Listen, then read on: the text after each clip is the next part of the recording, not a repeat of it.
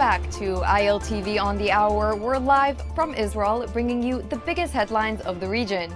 I'm Devo Klein, and here is your roundup of the latest developments coming out of Israel. Trump told reporters in a press conference in the White House that the world leaders set to serve in the Gaza Board of Peace will be announced early next month. Trump added that a variety of leaders from different nations have expressed a desire to take part. Have a listen. When do you expect to announce members of the Board of Peace, the leadership of that? Well, we'll do it early next year, and the Board of Peace are it'll be one of the most legendary boards ever. Everybody wants to be on it. It's mostly going to be, I guess, we weren't thinking about it that way, but they want to all do it. Basically, it'll be the heads of the most important countries. Mr. President. They all want to be on. It wasn't really planned. We thought we were going to get very distinguished people that do that kind of thing for a living. But really, it looks like it's turning out to be they want to be on. The heads, the kings, and the presidents, prime ministers, they all want to be on the Board of Peace. And at the same time, visiting in Israel to advance Trump's 20-point Gaza plan, U.S. Ambassador to the UN, Mike Waltz, warned that allowing Hamas to survive would be, quote, insanity.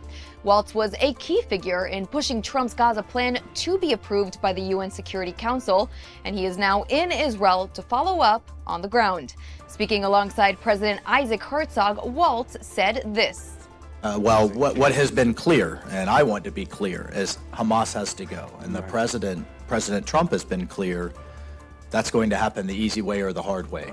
But there will not be any more Hamas. And what we cannot do, what we're determined to avoid, is what I call the definition of insanity. Somehow Hamas is allowed to survive, they rebuild, the international community pours billions into reconstruction, Hamas attacks again, and Israel has no choice but to respond, and here we are in this cycle of insanity. The president, his team's determined to break that, and one of the many reasons I'm here is to see that implemented. And in a different story, last night, Israel reopened the Allenby crossing that's on the border with Jordan after months of continuous terror attacks in the crossing bridge. Trucks were seen crossing from Jordan into Israel after confirmation from a security official that the border was now fully operating for the purpose of humanitarian aid and goods. Israel says the crossing will now operate under tightened security, including enhanced screenings of trucks and drivers and the deployment of a dedicated security force. The Allenby Bridge is one of the most strategic crossings in the region, built during the British Mandate and sitting on the Jordan River.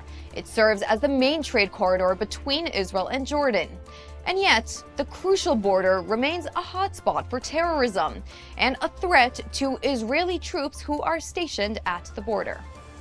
And Storm Byron is picking up here in Israel. MADA, Israel's medical emergency services, are confirming that dozens of vehicles were reported as trapped in massive puddles on some of the freeways in central Israel, as mass flooding continues, with Israel's drainage system not keeping up with the amount of downpour.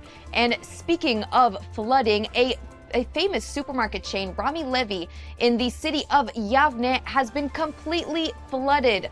Footage on your screens now shows images of the flooding. All of the workers and shoppers have been evacuated accordingly, and Israeli police are on high alert as earlier today, a 53-year-old man was found dead in his apartment in Netanya with signs of hypothermia. Flooding is continuing across Israel, and the Israeli public is being urged to not only stay safe, but avoid leaving their homes unless absolutely necessary, as plenty of cars have been stuck in the roads in massive puddles, and now even the shops are flooding too.